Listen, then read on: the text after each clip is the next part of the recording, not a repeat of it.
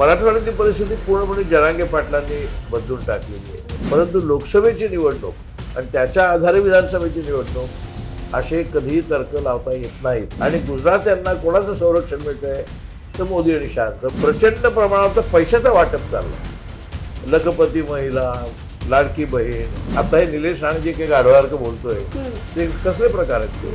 ते हिंदू मुस्लिम तेल वाढवण्याचेच प्रकार आहेत आणि ते देवेंद्र फडणवीसांच्या आशीर्वादाच्या होणं शक्य नाही. परंतु मुख्य चुरस जी आता आहे ती शिंदे, फडणवीस आणि अजित पवार यांच्यात आहे.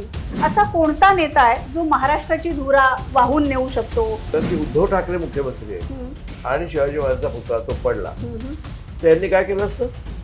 भारतीय जनता पक्षाने अक्षरशः महाराष्ट्र पेटवला असता या प्रश्नावर आणि शिंदेनी सुद्धा त्याचं कारण ही वेगळं. घटना दुर्दैवी आहेच. हो, पण त्यांनी पेटवलेलं नाही तशा पद्धतीने महाराष्ट्र. पण हे जे दुहीचं राजकारण, धार्मिक ध्रुवीकरण हे जे तुम्ही म्हणताय, हे आपल्या देशाला नेमकं कुठे घेऊन जाईल? तुम्हाला काय चिंता वाटते?